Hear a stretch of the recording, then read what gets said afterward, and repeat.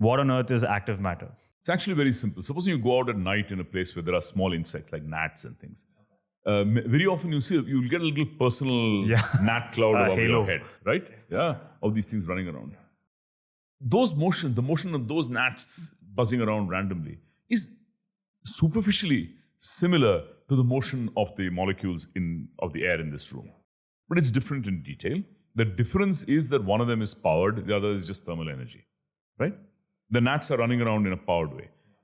So the reason that active matter became a branch of statistical mechanics is people wanted to know, leaving aside the question of actually everything moving in the same direction or forming a flock or anything like that, if you just have a collection of particles moving around and colliding, but each particle is actually powered, okay?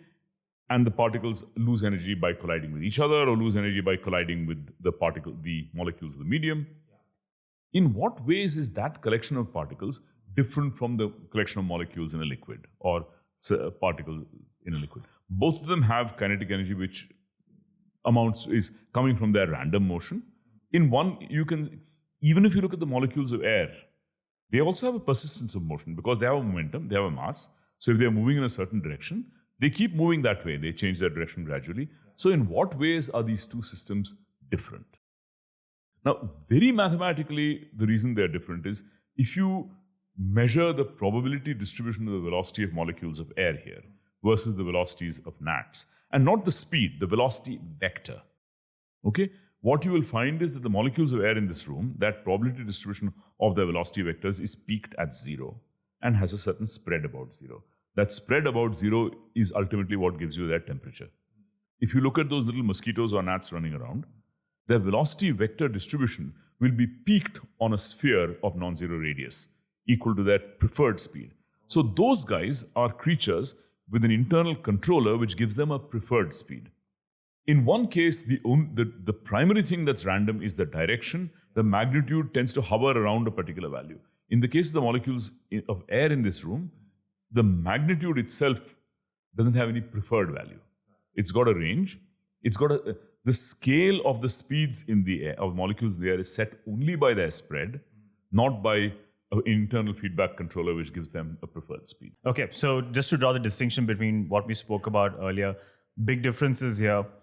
These are self-propelled particles. They have, in a way, an energy source. Yeah. It's like mini rockets in a way. As compared to, let's say, when you talk about sedimentation, there's an external force that's being applied on the system as a whole. Like a shear force would be another external force. In this case, the particles themselves have their own energy source. Yes. When you talk about active matter, it makes you think of just living things, but this could also be inanimate objects as long as the particles have their own energy. Right. Yes, absolutely. So apart from gnats, machhar, what other examples do we have of active matter? So, I mean, in the field, a favorite class of systems that people are doing experiments on is bacteria, okay? Which, when they're very concentrated, execute collective motion with a lot of structure. That, they sort of coherently move in some direction and they change direction and so forth. And the properties of those systems, or the properties of, if you go inside one cell, you can look at the properties of the little filaments that give us living cells structure. Those things are being driven by the fact that little protein molecules called motor proteins walk on those filaments.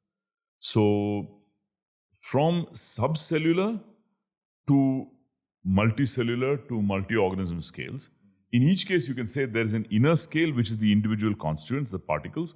In the case of the world inside a cell, it's the motors and the filaments. And that cell is the world. One cell, 10 microns across, is the whole world. And these things are much smaller. And you have a large number of them. And they can be described by hydrodynamic equations of the sort that we wrote down. Or you could have a collection of motile cells, either in a fluid or on a surface, moving around. Or you could have a collection of microorganisms in a fluid. Or you could have a collection of mesoscale or macroscale organisms, like fish or insects or something moving through a fluid. So in each case, you have an individual entity which is powered. You typically have a medium. That medium could either be a surface like this, in which case the medium's dynamics doesn't matter, or it could be a fluid, in which case the medium's dynamics does matter. And you could also have completely artificial systems. You can have artificial systems which are kind of pretty clever and tricky, like you have a little object of some shape, you cover part of it with a catalyst, you put it into a medium which contains the compound that catalyst breaks down. So then what will happen is if you've got this particle and there's catalyst here and no catalyst here, and the medium is suffused homogeneously with reactant, then along the surface, because there's catalyst here and no catalyst here, you will get a deficit of the reactant here because it will have been reacted and more of the reactant here. So along the surface, there's a gradient in the concentration of this molecule. That will give rise to osmotic flow along the surface. You know that if you've got a semi-permeable membrane, you have solute here, and you don't have solute here, you get flow through the membrane. More generally, if you impose a gradient in some solute in a fluid will flow in such a way as to try to equalize the concentrations of solute. So these particles, as a result of this self-created gradient, have a flow along their surface. So they act like it's exactly like a ciliated organism. The chemical physics of osmotic flow is moving fluid along its surface and therefore making this object swim. You could have something like that. Or you could have much more silly artificial systems where you have little, what are they called? I've forgotten the name of it. Little brushes with motors. You have a little object. It has some little vibrating motor. You put it on a surface. Imagine you had one of these things and bristle bots. Okay. That's the word. I've forgotten the name. So they have little bristles and they have motors which make the bristles wiggle. You put them on the surface and they start walking around. A silly application. The source, the way an individual particle moves is not that important because if you put a collection of them together, what dominantly matters, each one is trying to move in some direction and they're jostling each other.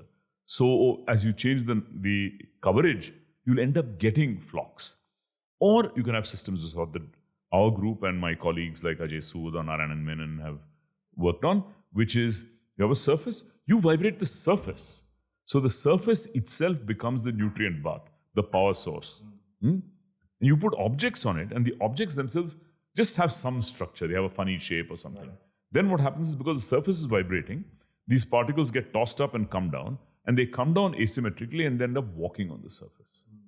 And you can have not one but many of them. You can make a flock. You can make different states of organization. And people will say, look, but you are powering it. It's true, but all I'm doing is I'm providing a medium. It's like providing a motility medium for bacteria or a nutrient bath for some organisms. These objects are so structured as to be able to take up that quote-unquote nutrient, namely just the vibration. The energy source. And turn it into motion. What's very important is this energy source is not a temperature. It's a sustained input of energy which is dissipated and goes off as heat in the universe. You can only keep this going if you keep the motor going.